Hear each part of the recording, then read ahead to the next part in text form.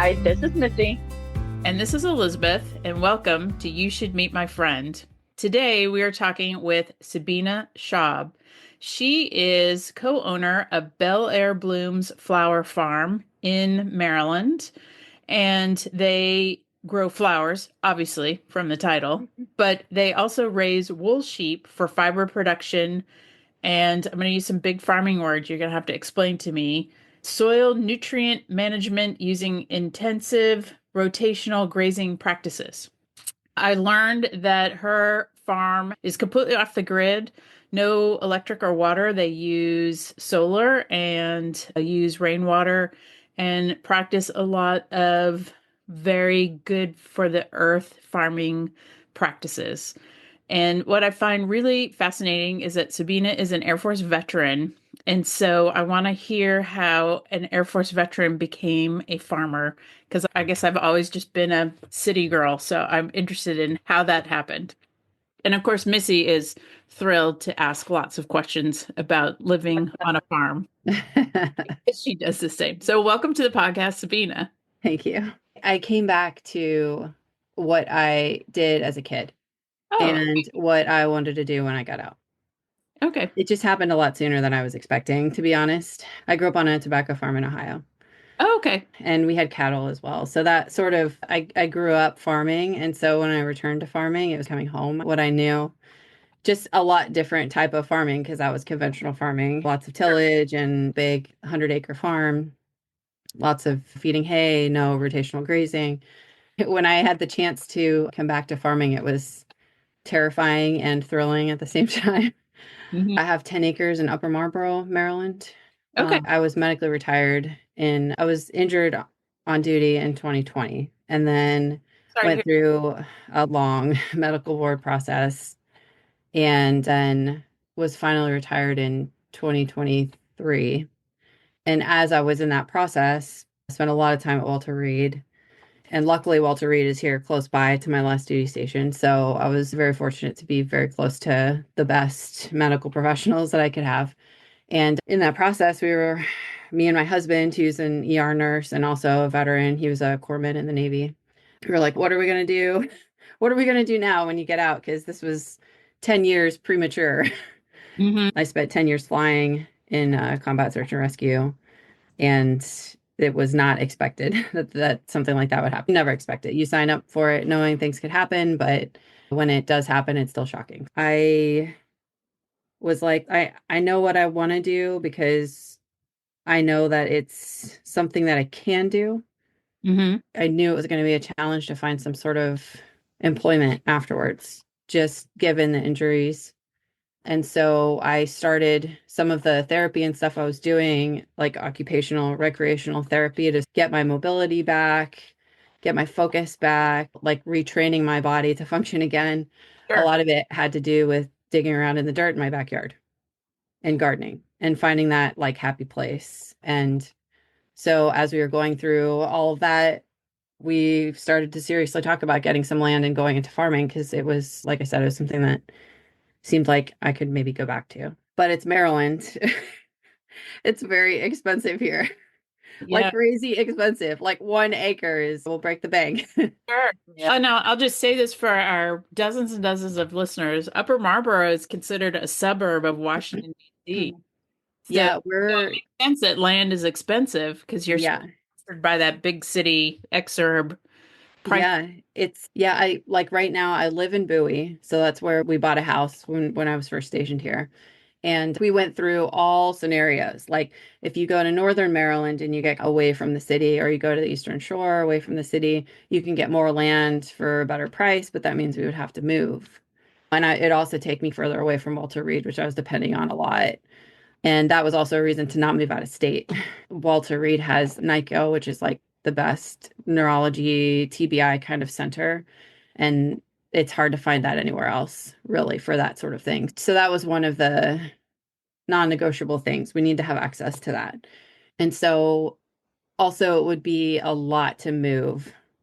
So we narrowed it down to let's find enough land that I would be able to start and I wouldn't have to move. We wouldn't have to move yet.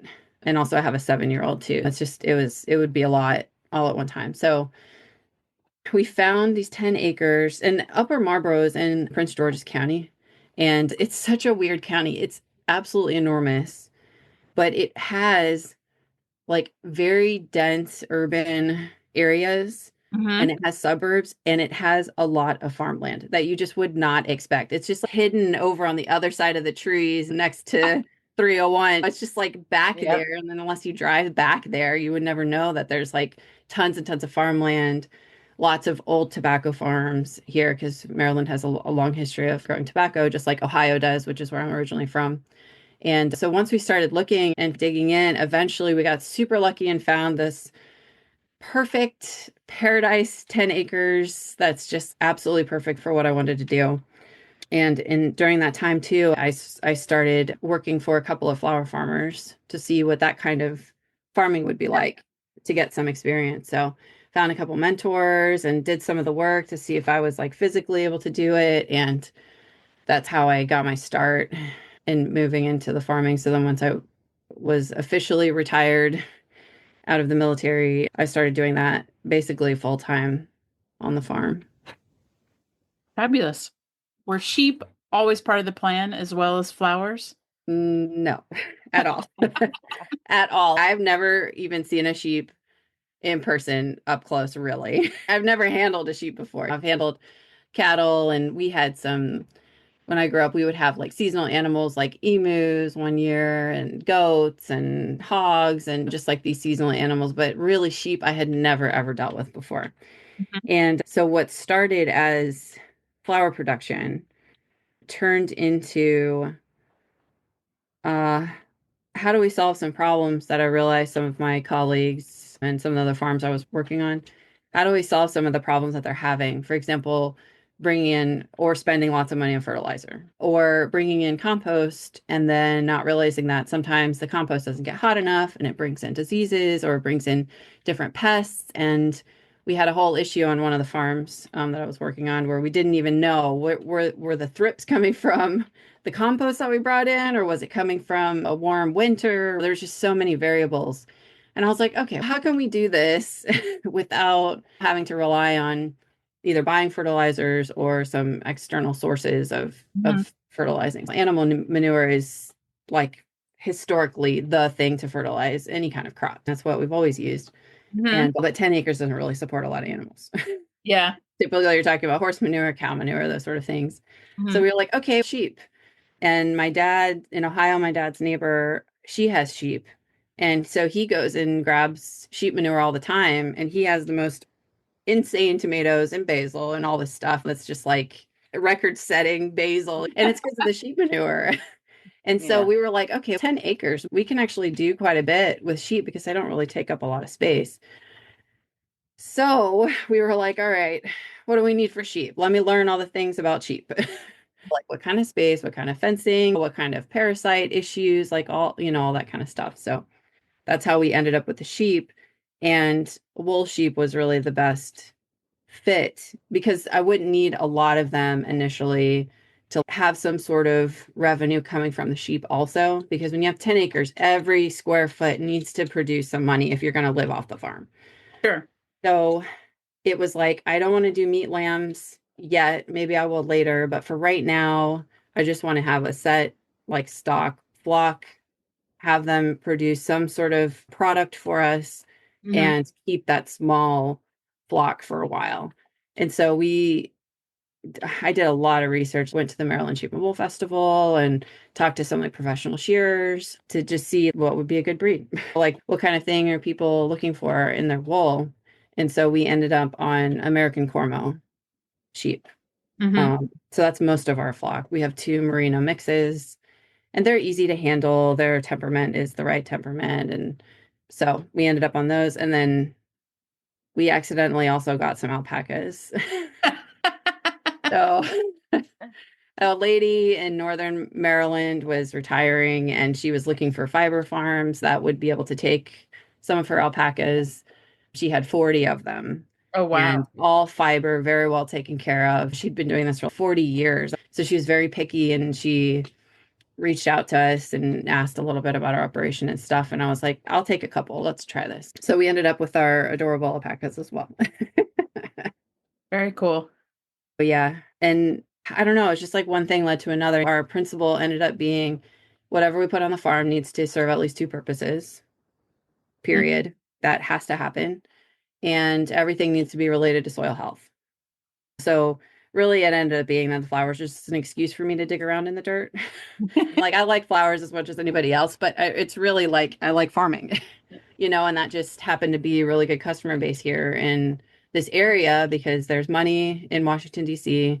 We're so close to like populated areas, and there's so many wedding florists and just florists in general that we would have a really solid customer base. This flowers made sense. And for the size, you can get a lot on a quarter acre. You can do a lot of stuff. With that, I've been working a lot with the Maryland Department of Agriculture and SEMATIC, which is the Southern Maryland Agricultural Commission, and some other people like the Soil Conservation District and the NRCS. They have awesome grants. And we ended up going towards this soil health focus. Hmm. And that really is like the overarching, I don't know, principle of how we run the farm. And the rotational grazing is what really came into play this last year because it comes down to controlling the parasites for the sheep and also being able to not have to bring in hay to feed them. So if you're rotational grazing, you're also maximizing the absolute max amount that the pastures can feed the animals. And it all comes down to the economics of the farm, only having 10 acres. If I don't have to buy hay, that's going to save us more money and be able to, sustain our operations and stuff. So we did get some grants to help us, and we also ended up, the very last thing that we did this year, we ended up planting a hazelnut orchard. So we have flowers, sheep, and hazelnuts. That's Our website hasn't been updated in a little bit. There, there's a little bit more evolution in the last 6 months or so. But hazelnuts, same thing. Like the sheep, they need shelter from the sun, from wind, and it's another way to protect them. They can do rotational grazing within the hazelnut orchard, and these hazelnuts are specific to the East Coast that are blight resistant, developed by the University of Rutgers, Hmm. and they're perfect to fit into small kind of operation that we've got. So we should be able to harvest some hazelnuts here in the next 2 to 3 years or so. So same thing. It gives us shade and it gives us a product to be able to sell. It has to give us two purposes. Wow. Yeah. That I'm thinking the everything should have two uses should just be what I apply to everything in my life. In life, yeah. Yeah. Yeah. Sabina, my husband's last, I say real duty station, because was there at Joint Base Andrews. So Okay. we lived in Calvert County. So I'm familiar with the area. And then my oldest son, who graduated high school in Cabot County, went back and worked 2 years for an environmental company, and he lived in Harwood. Oh, So I'm familiar with the area, but so I'm taking notes because I'm learning from you. oh. uh, I'm an open um, book. So anytime you have I any love it. questions. I love it. So our story is once he retired, which was during COVID, my oldest son came out here to northern Utah. So we're way north of Salt Lake, and it's called Cache County. And he went to school here at Utah State to get a degree in environmental science, ecology, restoration, all that stuff. And we just kept coming back here to visit him, and we loved the area. And like when you were talking, you really do this by faith because you're like, no one's going to tell you, you know what you need to do? You need to go buy a farm. That's what you need to do. We had stayed in this house that we currently own because for a very short time it was an Airbnb, but it was sketch. My kids were just like, this place, I think it's haunted. And there were places outside we couldn't go. It was snowy. So, anyways, so it came up for sale, and me and my husband were both working from home. And I was just like, hey, you know what? That place we stayed in as an Airbnb, it's for sale. And I think we should move to the Cache Valley. And he's, we don't have jobs. And that's a crazy idea. And I said, that's why we should do it. But so we have 7.5 acres. And this place was probably didn't use a lot of the same practices you're doing, is what I'll Yeah. say, in the nicest way possible. But we really been working on trying to correct some of those things. But I read on your website about the whole water thing, your agricultural well, and that is something that we're accustomed to because we have two wells on this property. One is agricultural and one is culinary. So we've had a lot of well issues and some cross contamination when we bought it. And so I empathized with you, but then also cheered you on because I'm like, yeah, she's doing it the hard way, which The hard way, yeah. only some of us can do. But we now have water consistently. I saw that you also have solar panels, which we also have. Yeah. It sounds like you guys are doing a lot of the things, a lot of the same things we're doing, but I think you're doing it much better than we are because we still have electricity and all the modern comforts. We're not But living there yet. We get away with a little bit less right now. So yeah, obviously that'll be a little different once we get there. And, yeah, Is that your it just, is that your long-term plan to actually live on the farm? yeah. So I was an architect before I joined the military. And I know I went from architect to helicopter pilot to farmer, or farmer, wow, architect to helicopter pilot, back to farmer. I don't know. But wow, I actually have been working with, so I'm not a licensed architect anymore, and so I can't sign my own blueprints or anything right now in the state of Maryland. But I am not going to let this pass me by that I have a chance to design right, my own house and not have to design for exactly, a client customer. That's every architect's dream to be able to do that one day. So I've been working with an architect for the last 6 months or so, and we finalized the design and the architectural plans and moving on to the structural plans. So whew, that's a whole thing. And especially PG County is so hard with all the permits, yeah, like all the things with the county. It's just it's right, a challenge. But yeah, we long-term plan is going to be moving onto the farm. And so I won't have to drive back and forth, which will be lovely. Mm-hmm. Anybody who knows 301 will understand that pain. But yeah, so hopefully in the next year and a half to 2 years or so, we'll be moving onto the farm, hopefully. And we're gonna stay off grid though. Like it's already off grid. I'm not going to spend the money to put utilities in with the electric company and all that. I may as well just put that money into solar. Like yeah, even with all the uncertainties going on right now with politics and whatever, I still long term it still makes sense to me to do that. I'd rather put the investment up front and then not pay any more electric bills after that. So we do plan on being completely off grid, and but that also you got to think about a lot of other things too. How are you heating and what uses the most energy? And so I went through all the different things that you possibly need in a house Mm-hmm. and came up with a system that has geothermal, Mm-hmm. which we got quotes and designs and stuff for that would work for us. We're using, especially like for heating in the winter, because it can be pretty mild, but then we can also have winters like this year. It's pretty Sure. cold for long stretches. So the geothermal, which is for heating and cooling. And then we're gonna build a masonry fireplace, which is different than like a wood stove. It's a radiant heat. You fire it up twice a day and it's like thousands of degrees. It's way hotter than what a normal wood stove is, but it's got masonry brick around it, so it radiates heat. oh, And one stove can heat up to 2,000 square feet. And so the oh design wow, of the house is economical in air, I guess you could say. It's very like square, rectangular shaped. So the stove can evenly distribute the heat in the whole house. So that plus the geothermal and then the really heavy electrical uses are like heating water, for example. So we are going to have a supplementary propane tank just for like a gas water heater and the gas stove because it's a lot of energy draw on the system. Sure. That plus the solar panels, I think we'll be good. We're gonna see what happens. Well, yeah. so I asked you how, as an Air Force pilot, you became a farmer, but you actually started life on the farm. So how did a farmer become an architect and a helicopter pilot? Oh my God. We don't That's have enough crazy. time on this podcast for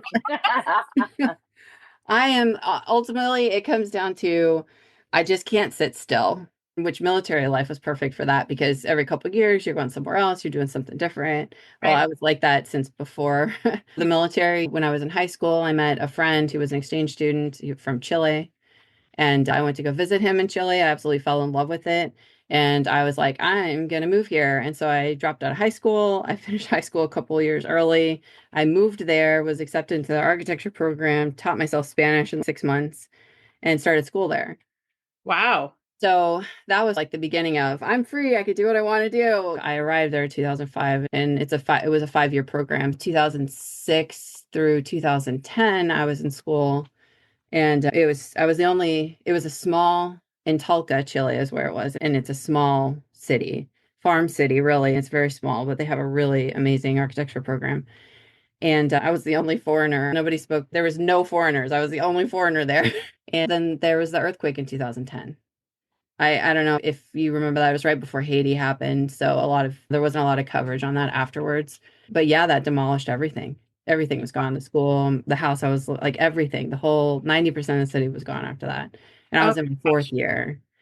And so I stayed there for quite a long time. It was over 6 months doing basically humanitarian work, what we could do as architecture students, Hmm. and helping the engineers, deciding what houses needed to come down, documenting who died, who needed medicine, like all the things. Wow. And after that, I had a friend who was actually stationed in Germany. He came to visit me. He's, dude, you got to get out of here. You got to finish school. Like, you need to, I know you want to stay, but you need to get your life back together and keep going. So I was like, all right. So I actually moved to Germany and took all of my credits that I had, and a school there accepted all my architecture credits so I could finish school. So then I learned German. I went to school in German to finish my bachelor's degree Wow. and worked there as a couple of years as an architect in Germany, actually in Stuttgart, Germany. Oh, okay. Yeah. Oh yeah, yeah. And then I got really bored of architecture. Like I said, I just get too antsy. I need to move around. And it wasn't the same as the architecture in Chile. It was like, there's this project is 5 million euros and made of glass. And in Chile, it was like, does this help the community? And if it doesn't, we're not doing it. And it's a much different approach to architecture. So I just was not really satisfied with the job there. So my younger brother, he was older than me in the Air Force, but younger than me in real life. He joined in 2009 and he's enlisted. He's going to retire here in a couple of years, but he was like, "Why don't you try to go fly like you always said you wanted to?" It was always in the back of my mind. And our dad was a Chinook crew chief in the Army too, so it was in my blood a little bit probably. I was like, "Oh, okay, why not?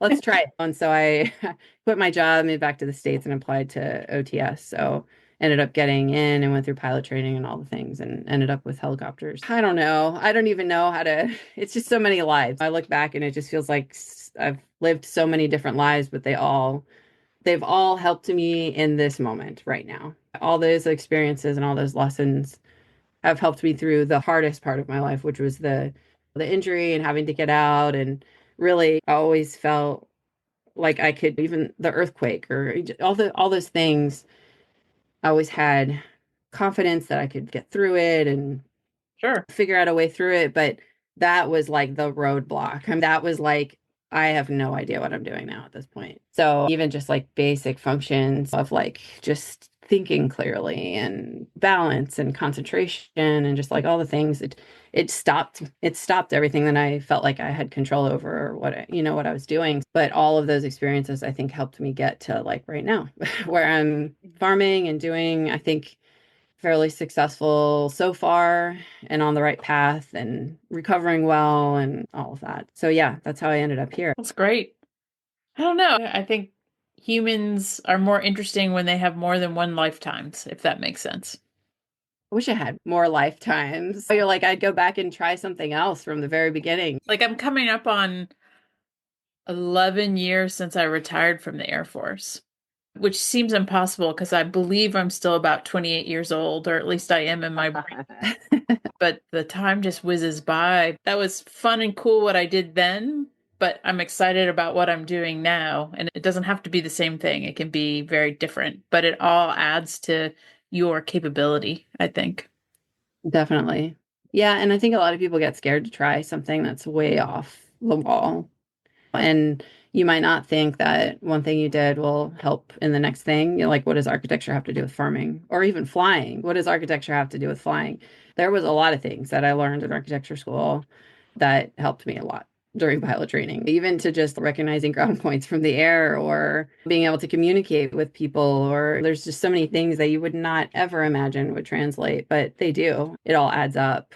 I think the biggest thing for us was when we bought this place was And I've said this from the beginning. Like I always wanted it to be a place that was peaceful, that people felt safe here, that in a way it healed us just as individuals and a family. And it was, it's a place we can come and block out all the noise. And I live on a dirt road, and I used to call it my prayer road because I would just walk it for an Yeah. hour each day and just be like, oh man, everything's a mess. How are we going to be okay? Oh, my kids, my parents, and just worrying about all of life's worries. And I just see so much healing when you're connected to the earth. And like you said, when your hands are, I don't use gloves when I garden. I don't know. There's just something about, I want my hands to get dirty and I don't know, feel the dirt and do your fingernails or whatever it is. We have a young lady in our community, and you could probably look it up. You could probably find her story. I won't go into all the details, but she actually was shot by classmates, and it was a horrible situation. But her healing, her therapy was she has just a fresh cut garden. And I don't know, I'm not very good with estimates, but it's probably an acre that she has of just fresh cut. Hmm. And it started out as a way for her to, I don't know if she had it before the incident. It was a way for her to pay for some of her medical bills, but then Yeah. also it's just a way for the community to come and support her, to heal, to whatever they're going through. And it's just been such a beautiful story, and she's doing well, and she's married, and she still has a lot of physical um limitations, but the garden's still going. And I don't know, there's just something, there's a correlation there between healing and the land. Do you feel that way with your Oh, place? absolutely. It's so primal. It just like returns you back to it's grounding, really, is what it comes down Right. to for me. It's grounding. And really, the very, very first thing, and I don't know if this sounds weird unless you've experienced it, but after this whole accident that I was in, one of the worst symptoms initially in the very beginning was the tinnitus, was the ringing. Oh, Bad. It absolutely would drive me insane. And it can drive you absolutely insane. It can get to the point where you just can't take it anymore. But I also had noise sensitivity. So it couldn't be too loud because right. I would have physical pain in my, I guess, the processing part of whatever. I can't explain it, but I would literally have pain if it was too loud. And then Yeah. if it was too quiet, like the room would be ringing so loud, I feel like the room was vibrating. It was like I could not Yeah. find a balance. It was like, Yeah. it was so hard. And I would go sit outside on my patio and the wind would be blowing and I'd hear you hear the leaves rustling and all this stuff. Mhm. And it was so close to silence that I was missing. You don't realize how much you miss silence. It was so close to silence because it would be enough to block out all that ringing, but it wouldn't Yeah. be loud. And it was just like, oh my God, this is euphoric just to be able to sit Yeah. here and just listen to the birds and the leaves and all that stuff. So that was the very beginning of, okay, I have to be outside. Yeah. That's like the spot I need to be in. And then with my amazing therapists and stuff, it was like, all right, what else can we do out there? What's going to get you Yeah. moving and just Yeah. all the thing. And yeah, I prefer to be on the farm, digging around in the dirt and using that as a really using that as my therapy, but also it forces you to move and get your body moving, which makes you feel good, get out in the fresh air, which makes you feel good, and then see something growing, which makes you feel great Right. also. You're like, I put this in the ground and it grew. And then also that joy when I sell specially cut flowers to wedding florists is Okay. my main customer Mhm. right now. But for them to have I could see the joy on their face when they are able to have a local product that's grown here locally and they don't have to buy wholesale, shipped in from Ecuador and Colombia are really big suppliers of flowers. For them, it's also seeing that joy and be able to bring a quality product to them that is local is just, it's full circle. It just feels great. All of that, it feels just great. Yeah. That was going to be I my think, question is who your oh, go customer ahead. is. So it's wedding florists. Yeah, so it's a variety. It's a variety of people. We're getting together, a couple of the local flower farms here. This year, we're trying to scale up a little bit and really be able to offer like a larger quantity. That's like the hardest part is offering like a large enough quantity for weddings and stuff. Mm. But wedding florists, they're our main focus because I do some farmers market, but I don't love to do a farmers market. That's like too many people for me. Yeah. Yeah. Too exhausting, too much talking, too many people. Like I'd rather Yeah. just grow it, put it in buckets and just hand it off and then go back to my farm. I'd Yeah. rather just Yeah. do that. So we're really focused on doing the wholesale part of it. And then the wool, actually at the Maryland Sheep and Wool Festival, that's where last year we sold most of our raw fleeces. But this year I started processing some of the wool and I process it up to the point of it being ready to be spun. So to be spun into yarn. Hmm. And there's a lot of, in Annapolis, there's quite a few guilds, I guess they call them spinning guilds, that will buy process like washed fiber to spin. And that obviously brings a little bit more because it's been processed. It's not just raw. But yeah, that's our customers right now. And then down the line, once we have the hazelnuts, Rutgers University, their experimental farm where they've developed all of the blight resistant varieties for the East Coast. They sell to high-end restaurants and pastry shops as Mm, their main customers. Being in DC, close to DC, close to Annapolis, close to Baltimore, that's probably going to be our main focus to get like the most bang for our buck out of a smaller orchard. So, sure. You make me feel lazy. oh my God, no. Well, I mean, Well, yes. you have apples, Missy. I do. I have an orchard, a small orchard, but um, and I was telling a previous guest that we had, she wants to buy a farm, and I said you got to get you a good tractor, and you and I think have the same tractor.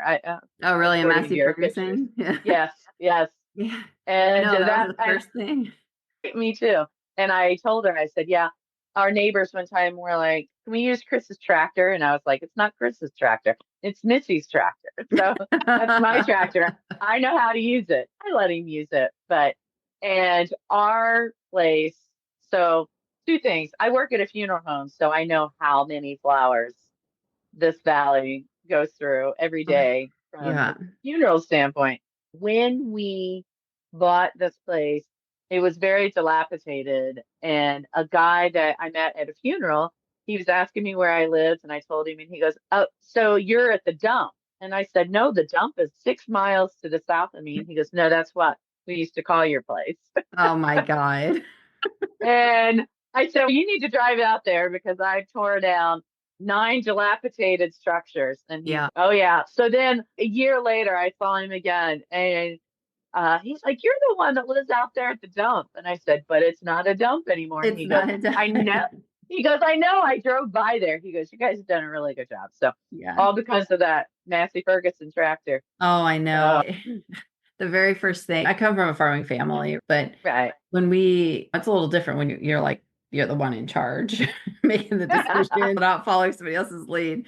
And I was like, all Yeah. right, we're going to buy a used tractor. That's going to be the first thing. It was a 10-acre plot that was it was part of a 200-acre farm that had been divided. So it had a 10-acre plot like on the main road. Next to it, exact mirror image, was a 10-acre plot that had horses on it. But he and my neighbor John, he's absolutely amazing. But they don't have horses anymore. So they've got just like the pasture set up. And then across the street is an exact mirror of our two plots and it's 20 acres. So we're like this Yeah. square of 10, 10, and 20. And our farm had been sitting there vacant, untouched for who knows, 30 years or something. Oh, Because wow. the Wow. previous owners, I think her husband died and they had horses and John would go and feed them because, she couldn't get out there. They were getting older. And it just ended up just sitting there. And a couple from the city Yeah. folk couple bought this property as like an investment property, knowing absolutely nothing about farming or nothing about rural land or anything and just let it sit there. Didn't take care of the barn. It was rough. It was really rough, but I could see it and I knew exactly what this was going to look like when we were done with it. And so, yeah, it's quite a big change just over the last year, 2 years almost now. But first thing I was like, I'm going to buy a used tractor. And that way we can save a little bit of money. It doesn't need to be new.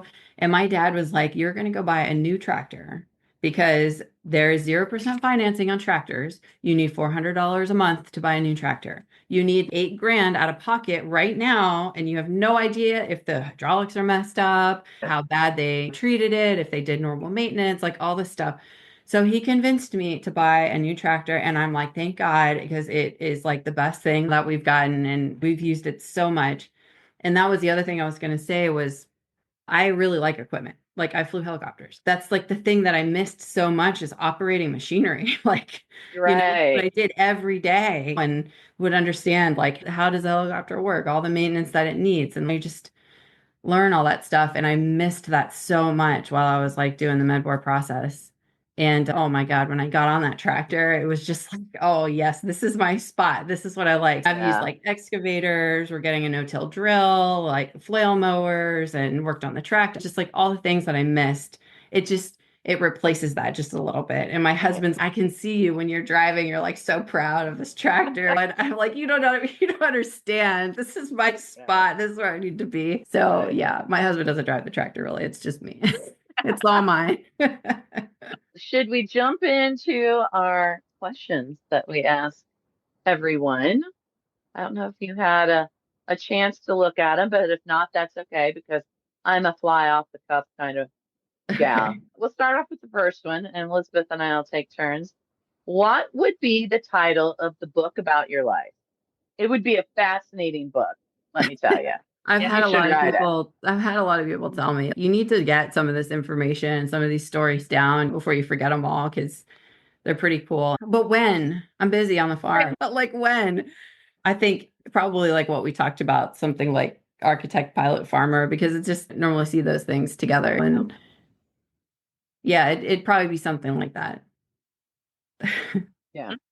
That would definitely, I would advise that because I don't think anybody in their wildest dreams would put those three things together. Not So, even me. I could have not never even bad. imagined that really.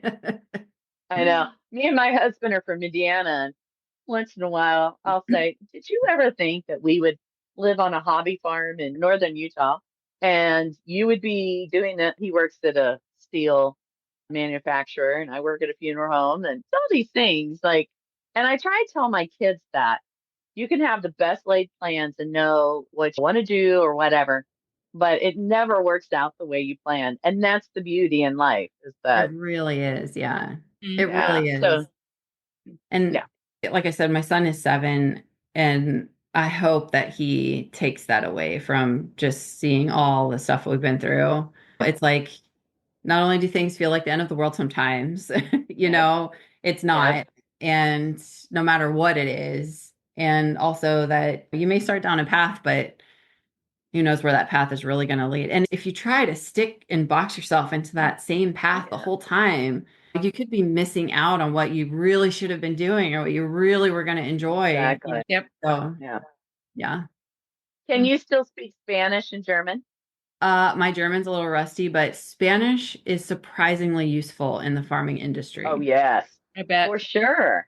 Oh Yeah. yeah, most of the people. So we, with some of these grants and stuff, we've been able to put in some extra fencing and help with getting the stock plants for the orchard and that kind of stuff.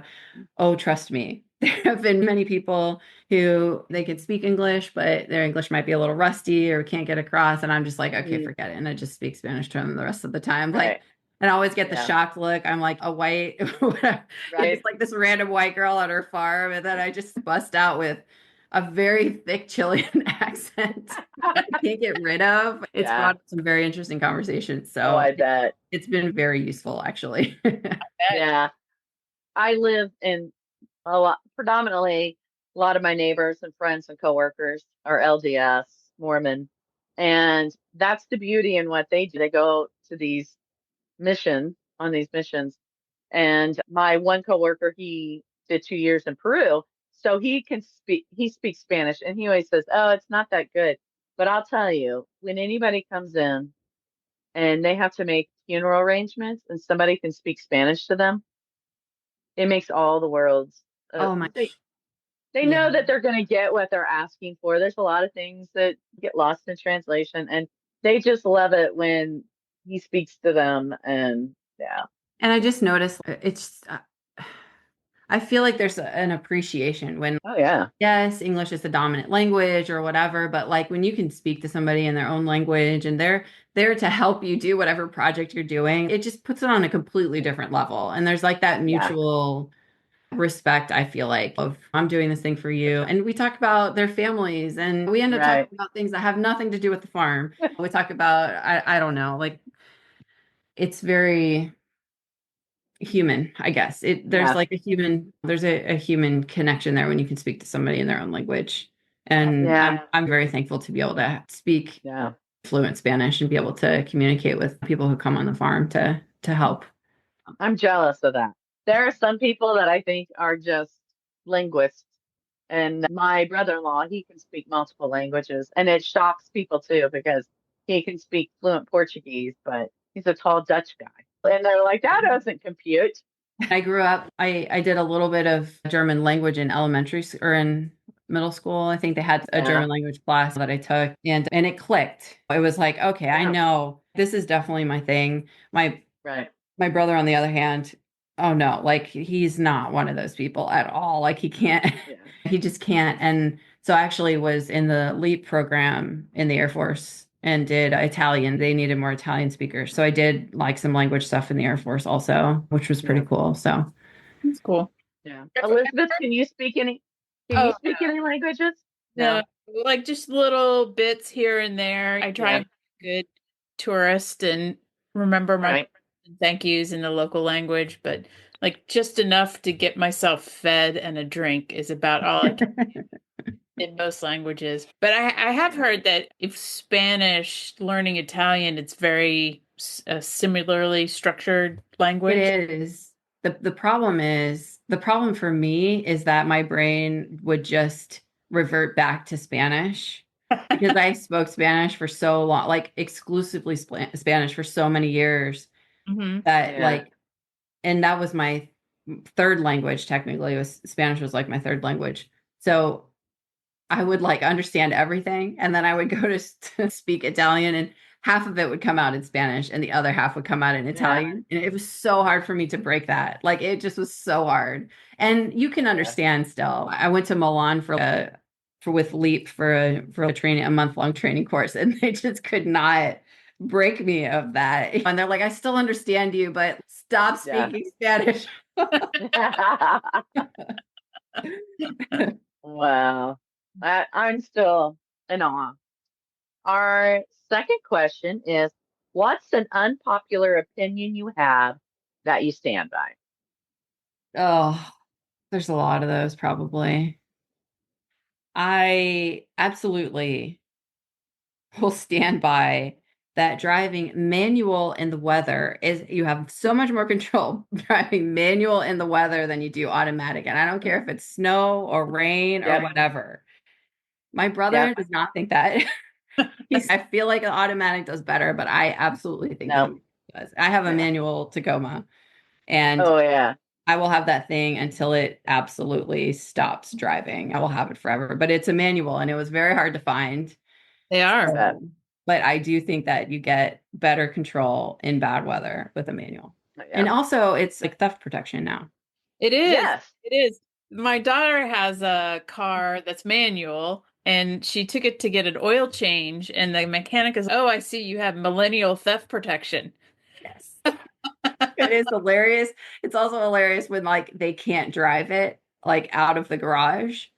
To me a couple of times, like the person got in and I'm just watching, waiting to see if they're going to drive it away or drive it out of the garage. Yeah. No, they got back out and had to go get somebody else. Hmm. Oh, Yeah. it's hilarious. Yeah. We've taught all of our kids how to drive a manual, and then they get into these situations where they're the only person in the group that knows how to drive a manual. Yeah. You only And learn once, and then it's a skill you have for life. You have you like, do, yeah, it's yes. not that hard, It's really. never like you have to retrain yourself. Like you just get in, you're like, yeah, even if you've never driven that car. The first year that we lived here, we weren't living here full time, and I had to go to the airport to get my husband. And we had a rare like November snowstorm, and we have a mountain pass you have to get through to get to our valley. And I had all three of my boys, And at the time, the car I had was rear wheel drive because I bought it when we lived in Florida. And I got to this pass, and there's trucks that are sliding backwards down the mountain. And me in an armored car got through because I had the ability to shift it to do manual. And so I just put on manual and I got through. And my kids were like, Mom, that was amazing. How did you know that? How did you do that? And I said, I grew up in Indiana without four-wheel drive. We didn't have four-wheel drive. And you learn a thing or two. So I would share that opinion with you. Yeah. And no, I've failed in that my son we just haven't had a chance to teach him how to use a stick shift car, but I feel like I need to do that soon because you just have to have that skill.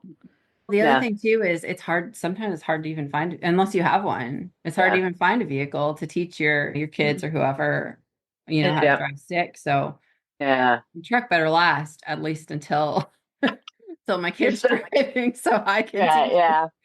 Yeah. And my son is the same way. He has a little Mazda 3 that was my husband's, and it doesn't look pretty, but it's a manual and I love it. And I'm gonna keep it until they tell me there's no fixing it again. Yeah. Yeah. Yep. Elizabeth, you want to do the next one? Sure. If your house is on fire, but all the humans and the pets and the sheep are safe and accounted for, what is one thing you would grab to rescue? Uh, I think so. I have my flight bag still. So my dad was in the army, and he doesn't have very many things from when he was in the army. And it was also peacetime. It was like in late 70s, early 80s, and he was stationed in Germany his whole time. But I remember when we found his like green, I don't even remember what it was, like your dress blues, whatever the army has for their dress blues kind of Yeah. thing. Mhm. And it was like one of the first things, besides some pictures, it was like one of the first things that I saw of his from the military. And I was like, and this is way before I joined. And I was like, that's pretty cool. It's like a whole entire period of his life that I happened before I was born. So wasn't really that familiar with it.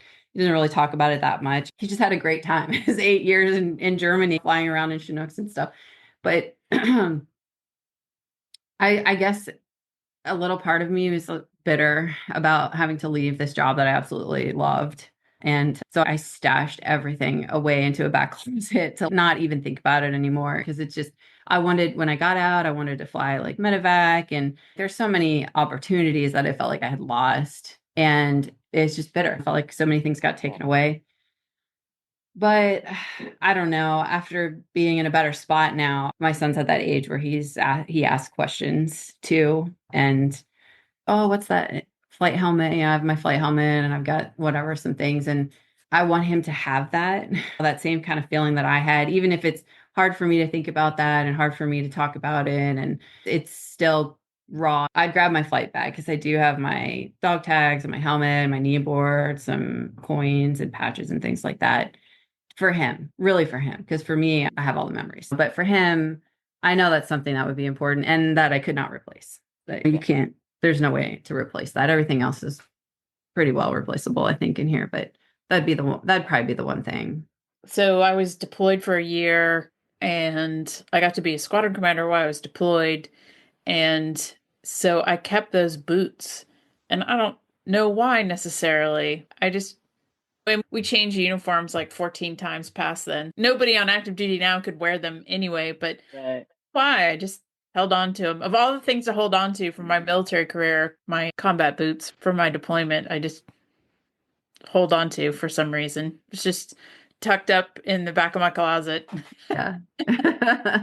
Someday my kids will be like, "What the heck is this? Why'd you Yeah. What are these? why?" It just felt like I spent a whole year walking around in them, and I just wanted to hold on to Yeah. You might need to put a note in there because, you know, they can bury you in them or something. I don't know. idea. Yeah. And here were her beloved boots. There you go. Yep. Yeah, it's weird. I don't know. The other thing too is I have 3 Pelican cases of deployment gear and flight gear. And I'm Mhm. like, what do I even do with all this stuff? I use a bunch of the cold weather gear now on the Yeah, farm, but some of it I'm just like, I just have so much stuff. I even donated, especially the women's uniforms, women's flight suits, like all those kind of things. It's just like, all right, ladies, I know we don't have enough of it. A lot of times right. we're searching for things. So here's your piddle pack, all the things that we Yeah, all have to search for, but still ended up with so much stuff. yeah, But yeah, that's probably what I would grab running out of here. As long as everybody else was yeah, good. yeah. That was a good answer. Good answer. What is an organization you support that you would like to share with our listeners that they might also support? I would absolutely have to say America Vet Dogs. So after 2 years of outpatient every day at Walter Reed, they set me up with an interview with America Vet Dogs, and they came and so I did this interview with them, and I never really thought about whether or not a service dog would be like the right fit. But one of the physicians that was taking care of me, he was like, this would be a good fit. Like, you should definitely look into it. And I was a little hesitant, like, it's a big responsibility. And we already had a family pet dog. I just wasn't sure. But I did an interview with them, and that was life changing. I have to say, it absolutely, I was really stuck in a bubble that was really hard for me to get out of, both mentally and physically, just with some mobility issues, some balance issues, and also just feeling really uncomfortable if I was going anywhere by myself, just like really unsure and overwhelmed, and I don't know, all the things. I do have a service dog now from them, and I would have never been able to afford or train or any of that kind of stuff myself. Mm-hmm. And that organization is just, they do it right. They paired me up with the right kind of dog. After that interview, it took about a year because they take and basically match your needs to the dogs that are about a year into the training. Mm-hmm. And so then they complete their training after 2 years. So then they are trained to what you need help with for that second year. And then I got Earl, and Earl is my buddy. He goes with me everywhere, including the farm, especially because my situation is a little bit different being on a farm. They're trained to go into the office with you and in the city and go to doctor's appointments. And it's, yeah, I don't have the city part, but I go to doctor's appointments and do all that kind of stuff. But I have the farm. It's a little bit different. I'm going to take the dog there. They do a lot of advocating in DC also for veterans. So when she came down, Valerie was her name, she came down for some other things that she was doing, but she did an in-home training and brought Earl with her and did an in-home, basically trained me. Earl was already trained, right? He already knew how to do all the things that I did not know. And Right. she did an in-home training, and that included at the farm.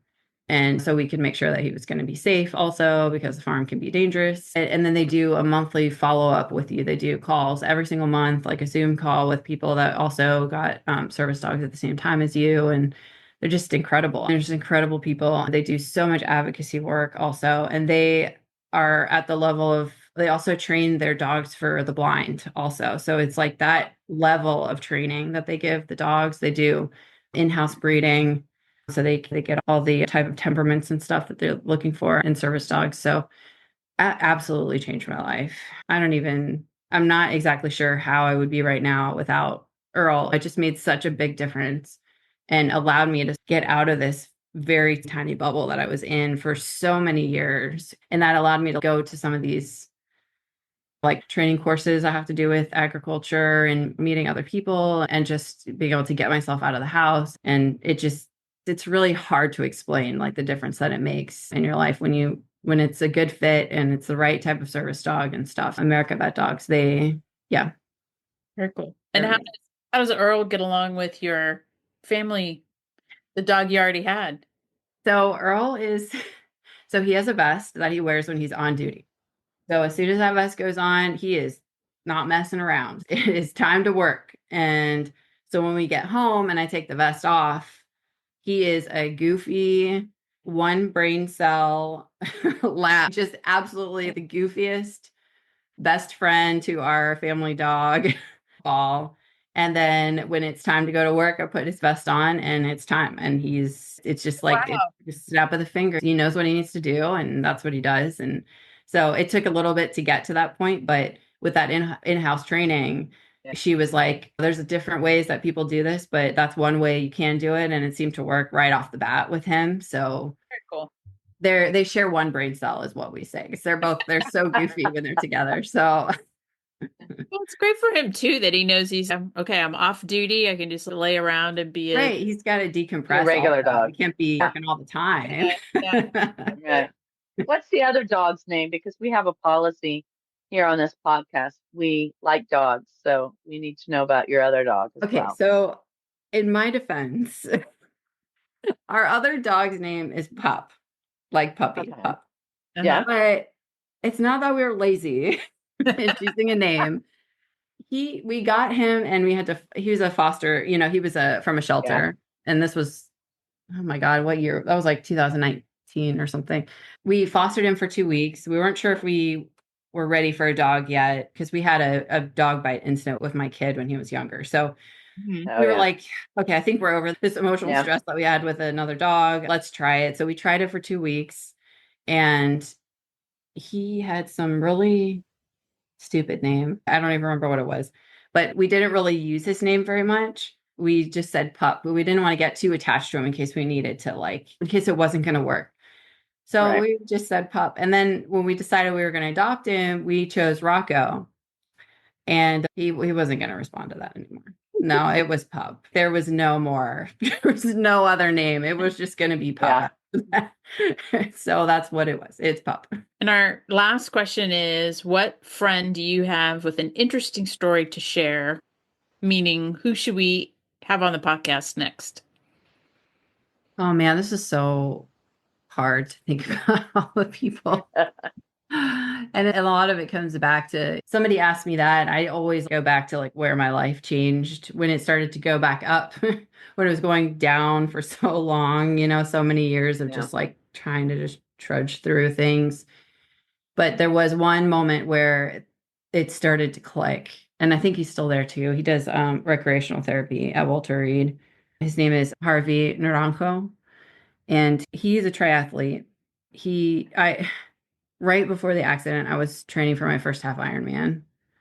And so all that went out the window because I couldn't balance on a bike anymore. I couldn't even balance and run. I mean, and he was like, I finally got into his program there at Walter Reed. And I told him a little bit I was devastated. I couldn't do this thing that, consumed so much of my life training for long distance triathlons and stuff.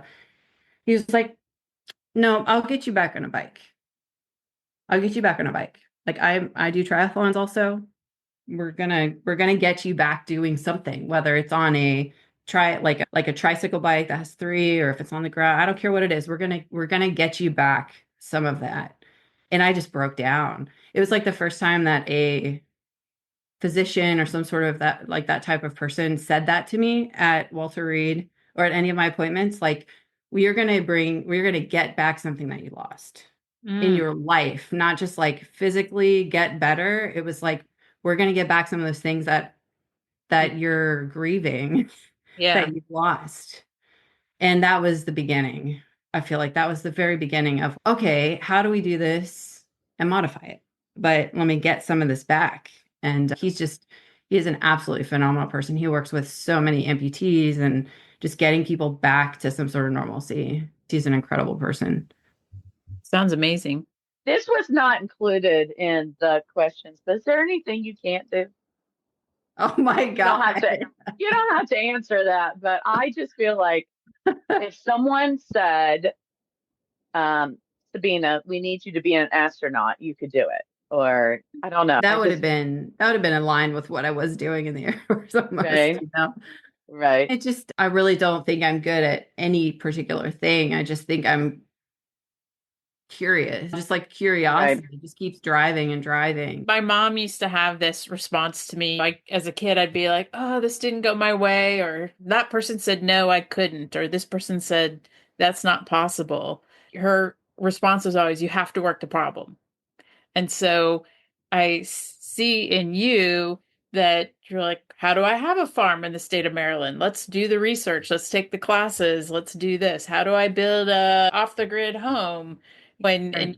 you've been diving in, doing the research and learning as you go to figure it out. And I think that's so inspiring because sometimes you just get stuck and you forget that you just have to dive back into the library and start Googling stuff up. And That's the thing. We have access to so much information. I was like, how Yep. do you this was last weekend, literally. This was just a couple of days ago. I was like, how do you attach? And I've studied architecture, so I know a little bit about construction. And we built with my dad. He does a lot of building, so we build everything on the farm.